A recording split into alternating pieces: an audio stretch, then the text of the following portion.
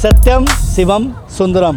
इतिहास में बोलता था 17 बार सोमनाथ लूटा था, वो भी मोहम्मद गजनबी ने। मुद्दा तो बहुत सारा है लेकिन कोई सुनता नहीं है। तो ये 600-700 रुपया रोज का किराया निकल जाता है घर का।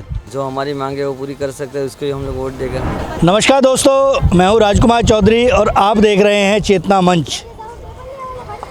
केम शो गुजरात के इस विशेष एपिसोड में हमारा काफिला पहुंचा है सोमनाथ। सत्यम शिवम सुंदरम, सत्य ही शिव है और शिव ही सुंदर है। 12 ज्योतिर्लिंगों में से सबसे प्रथम ज्योतिर्लिंग के तौर पर सोमनाथ को माना जाता है। 17 बार मुगलों ने आक्रमण किया, लेकिन उसके बावजूद शिव का अंश कायम है। जब देश आज़ाद हुआ तो पहले गृह मंत्री सरदार वल्लभ भाई पटेल ने नवनिर्माण कराया और प्रथम राष्ट्रपति डॉक्टर राजेंद्र प्रसाद ने आकर इसका उद्घाटन किया। लोगों की आस्था जुड़ी हुई है। चेतना मंच भी यहाँ पर पहुँचा है। सोमनाथ के बारे में जितना कहा जाए उतना कम है। हमने यहाँ के बारे में जानने का प्रयास किया यहीं के एक पुरोहित से। सुनिए वो क्या कहते हैं। मेरे साथ पंडित जी मौजूद हैं। मेरा ज्ञान थोड़ा सा कम है, इनसे दुरुस्त करूँगा। क्या महत्व है सोमनाथ का? ये 17 बार इसके ऊपर अटैक किया, मोहम्मद गद्दी ने इसके ऊपर अटैक किया। 17 बार सोना चांदी हीरा मोती सब उठा के सब लेके गया वो। फिर लास्ट में जो लेने आया तभी अपनी आँखें पूरी खोल डाली थी अपने आँखों। फिर वहाँ से जो अंगूठे जितना लिंग था वो अदृश्य हो गया पूरा। फिर कृष्ण भगवान आए थे। कृष्ण भगवान ने यहाँ वहाँ बालका तीर्थ वहाँ उतना सोए थे। वहाँ बिल्ला था, बिल्ला ने उसको तीर मारा। उसने तीर मारा था, उसके पैर में लगाए। तो वहाँ से घूमते घूमते ये जंगल था, जंगल में तो घूमते घूमते त्रिवेणी संगम पहुँचे। वहाँ गीता मंदिर में वहाँ अपना तीर देखता छोड़ दिया वहाँ। अच्छा पंडित जी, जब देश आज़ाद हुआ, आज़ादी के बाद सरदार वल्लभ भाई पटेल ने बिठाया वहाँ। सरदार वल्लभ भाई वहाँ बिठाया, दूसरा कुछ नहीं हुआ। अच्छा, प्रधानमंत्री नरेंद्र मोदी का क्या नाता है यहाँ से? यहाँ के मेन ट्रस्टी है, यहाँ के अच्छा, ट्रस्टी हो मोदी जी। हाँ। ओके। अच्छा, उसके अलावा मैं एक चीज़ और आपसे जानूंगा कि अब विधानसभा के चुनाव आने वाले हैं। इन विधानसभा के चुनावों में यहाँ के स्थानीय मुद्दे सोमनाथ के क्या लगते हैं आपको?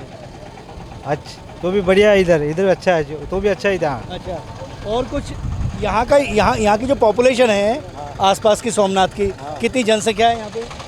यहाँ मतलब 50,50,000 जन यहाँ रहते हैं, ऐसा है। अच्छा, उसके अलावा यहाँ कोई औद्योगिक गतिविधियों के लिए कोई व्यवस्था है? यहाँ फिश के उद्योग, क्या फिश का उद्योग ज़्यादा चलता है यहाँ। अच्छा, आसपास फिश का उद्योग। हाँ। चलिए, आपका बहुत बहुत शुक्रिया, आपने हमें समर्थन दिया।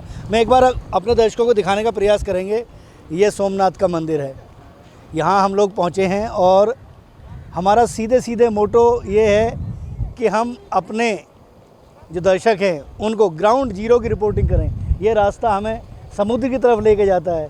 इसके जस्ट पीछे मैं आपको उससे भी अवगत कराऊंगा, उसको भी दिखाने का प्रयास करूंगा कि समुद्र की लहरें किस तरीके से यहाँ अपने असर को दिखाती हैं। लेकिन इस सोमनाथ का राजनीतिक मायनों में भी बहुत अहम योगदान है। फिर एक पड़ाव की तरफ बढ़ते हैं आगे। सोमनाथ मंदिर के मुख्य द्वार के बेहद करीब नवीन दादा मिले हैं। ये पिछले 18 वर्षों से यहाँ पर ये आइसक्रीम की ठेली लगाकर अपना जीविकोपार्जन कर रहे हैं। सोमनाथ के बारे में क्या जानते हैं आप? सोमनाथ के बारे में तो पहला इतिहास में बोलता था 17 बार सोमनाथ लूटा था, वो भी मोहम्मद गजनबी ने। उसका जो द्वार है सोने का, वो दिल्ली में है, मोहम्मद गजनबी है। 17 बार तो लूटा था। पहले सोने का था, फिर अभी भी सोना तो अभी भी बना दिया। पहले सोना का था, अभी भी सोना का पूरा बना दिया मंदिर अंदर। अच्छा, यहाँ पर ये कितने पैसे कमा लेते हो पूरे दिन में? पूरा दिन में जो ये लाड़ी हमारा सेठ का है माल, हमारा सेठ का खुद का तो नहीं है। अच्छा, किराए पे लेते हो, लेकिन तो 600-700 रुपया रोज का किराया निकल जाता है घर का। अच्छा, इस समय देश में अगर बात करें तो प्रधानमंत्री, गृह मंत्री सब लोग गुजरात से आते हैं, है ना? हाँ, गुजरात का तो था, मोदी भी गुजरात का था, गांधी जी भी था गुजरात का, सरदार वल्लभ भाई पटेल भी, हाँ वो भी गुजरात का था। अब इस बार विधानसभा के चुनाव आने वाले हैं। विधानसभा के चुनाव आएंगे ना, उन चुनावों में यहाँ के कुछ मुद्दे हैं, स्थानीय मुद्दे। स्थानीय मुद्दे तो अभी नया पार्टी है केजरीवाल का आया। अच्छा, उसका बोलबाला थोड़ा कुछ 50% 70% बोलबाला ज़्यादा है। ये ये तालुका में। अच्छा, केजरीवाल का क्यों असर बढ़ रहा है यहाँ पे?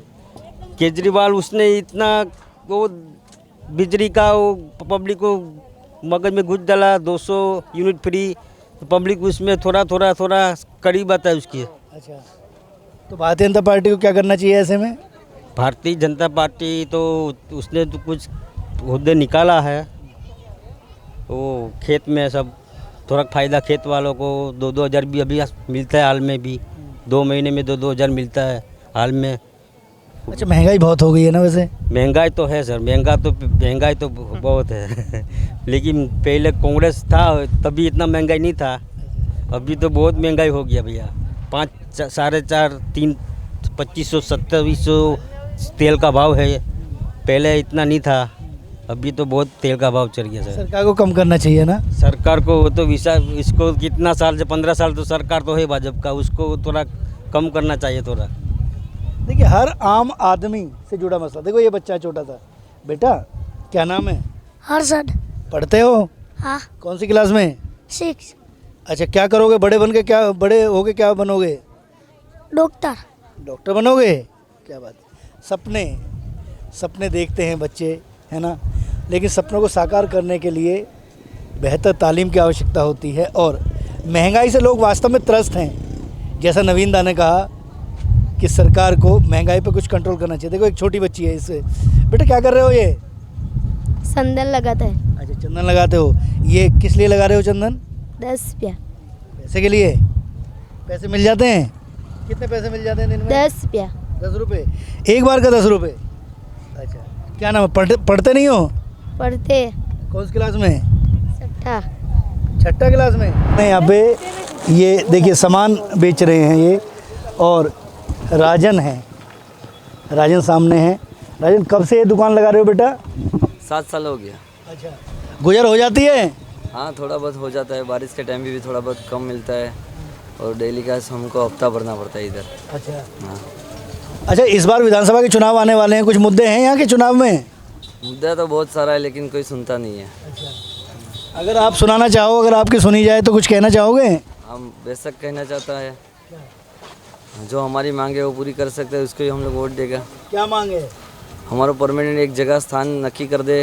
हमारा दलदल भटकना पड़ता है, यहाँ से वहाँ उठा के सोमनाथ रस का जो आदमी सब लोग हटा देता है, और जो हमारा जो परमानेंट इधर कर देगा वो अच्छा रहेगा। अभी तक इस दुकान का कैसे, कितना किराया वगैरह देते हैं? कुछ नहीं रहता है, लेकिन सोमनाथ रस का जगह है, यहाँ से वहाँ तक फिरा देता है, और हमको थोड़ा बहुत जो सामान रखता है बाहर, वो कभी भी कोई भी आता है तो निकालने के लिए बोल देता है। अच्छा, मतलब आप लोगों की डिमांड ये है कि आपको ये स्थायी बना के दे दिया जाए, चाहे उसका कोई किराया जो बोलेगा वो जो नकते रहेगा वो हम लोग देने के लिए तैयार है। इसके लिए डिमांड कभी उठाई, उनके सामने कभी रखा? बहुत बार उठाया लेकिन कोई सुनता नहीं है। कोई सुनता नहीं है। स्थायी दुकान, ये सही बात है, क्योंकि अगर इसको एक बार और दिखाने का प्रयास करें आपको यहाँ से कि ये छप्पर हैं, ये छप्पर लगा हुआ है और ये समुद्र के बिल्कुल किनारे है, तो यहाँ बारिश आने की हमेशा संभावना रहती है। और जैसा उन्होंने बताया कि इसके आगे आके अगर वो सामान रखते हैं तो कई बार, क्योंकि सड़क पर ट्रैफिक की व्यवस्था होती है, लेकिन डिमांड करते हैं स्थायी अगर ये दुकानें बना कर कुछ किराया भी अगर वसूल लिया जाएगा तो ये स्वरोजगार, जो प्रधानमंत्री कहते हैं स्वरोजगार की बात, वो हो जाती है। लेकिन ये जो सोमनाथ के बाहर अगर हैं ये दुकानदार हैं तो इनकी समस्याएं भी हैं, इन समस्याओं का भी निराकरण होना चाहिए। नोएडा के एक समाज सेवी महर सिंह अवाना जी भी मेरे साथ मौजूद हैं। महर सिंह जी, सोमनाथ के दर्शन किए, क्या कमेंट? सोमनाथ 12 ज्योतिर्लिंगों में एक महत्वपूर्ण ज्योतिर्लिंग बताया गया, और जैसा मैंने सुना था उससे कहीं अधिक मैंने यहाँ पाया। सोने से मंडा हुआ पूरा मंदिर है अंदर से, और भव्य विशाल मंदिर है। ज्योतिर्लिंग एक अलग ही, मैंने और भी ज्योतिर्लिंगों के दर्शन किए हैं, लेकिन इसकी भव्यता अलग ही है। ये लाल पताका शक्ति की प्रतीक है, और देखिए अगर इसको गौर से देखते हैं इस पे तो भगवान शंकर का त्रिशूल और उसके साथ साथ नंदी की जो आकृति है वो भी दिखाई देती है। और सोमनाथ के बारे में शब्दों में शायद बयान नहीं किया जा सकता सोमनाथ को। और अगर इधर मेरे बाईं तरफ अगर देखेंगे तो समुद्र की लहरें छूना चाहती हैं कहीं ना कहीं भगवान शिव के उस अवतरत को, जो जिस पर तमाम तरह के आक्रमण हुए, लेकिन उसके बावजूद सोमनाथ अपने आप में अपनी ख्याति को कहीं ना कहीं स्थापित किए हुए है। और मेरे साथ मौजूद हैं हमारे संपादक आरपी रघुवंशी जी। एक कोट उनसे भी। सर, केम छो गुजरात का जो हमारा एक कार्यक्रम चल रहा है, इसमें हम लोग यहाँ पहुँचे हैं सोमनाथ में। सोमनाथ के जो बारे में है, क्या आपका आकलन और क्या आपका कमेंट यहाँ के लिए? राजकुमार जी, भगवान सोमनाथ का ये मंदिर जो आप केम छो गुजरात की यात्रा में दिखा रहे हैं, ये ठीक उसी प्रकार से है जैसे अक्सर हम किसी प्रदेश में जाएं और ये कहें कि वहाँ का यदि अमुक स्थान नहीं देखा, जैसे उत्तर प्रदेश के नोएडा शहर में आप जाएं और कहें कि आपने फिल्म सिटी नहीं देखा, ठीक उसी प्रकार यदि आप गुजरात में आएँ और सोमनाथ का मंदिर ना देखें, आप गुजरात में आएँ आपकी टीम और सोमनाथ का मंदिर अपने दर्शकों को ना दिखाए, तो ये दर्शकों के साथ जाती होगी। भगवान शिव का मेरे पीछे दिख रहा है ये मंदिर, ये इतना पुरातन है, शायद जितनी पुरातन हमारी हिंदू सभ्यता, हिंदू मान्यता और ये सृष्टि है। मेरे ठीक सामने ये जो समुद्र आप दिखा रहे हैं, समुद्र इस प्रकार लहलाता हुआ, इस प्रकार झूमता हुआ चला आ रहा है। और कहा यह जाता है कि समुद्र जिद कर रहा है भगवान शिव के चरण छूने को, उनके ऊपर अपना जलाभिषेक करने को, उनसे मिलने को आतुर है। और केम छो गुजरात की यात्रा में राजकुमार जी, जिस प्रकार आप गुजरात का हर कोना दिखा रहे हैं, गुजरात की लगभग 182 विधानसभा सीटों में सबके किसी न किसी गांव, किसी न किसी शहर, किसी न किसी कस्बे तक आप पहुंचे हैं। आपकी मेहनत को यहाँ रेखांकित करते हुए आपकी पूरी टीम को साधुवाद देता हूं। और यूँ तो गुजरात के विषय में लगातार बात करते ही रहेंगे, लेकिन सच कह रहा हूं, सोमनाथ में आकर ऐसा लग रहा है कि जैसे किसी दूसरी दुनिया में आ गए हों, किसी दूसरे स्थान पर आ गए हों। एक अपूर्व शांति का एहसास, एक अपूर्व आध्यात्मिक शक्ति का एहसास यहाँ पर हो रहा है। बस मैं तो इतना ही कहूँगा। सत्य ही शिव है और शिव ही सुंदर है। कैमरा पर्सन शिव के साथ राजकुमार चौधरी, सोमनाथ, गुजरात।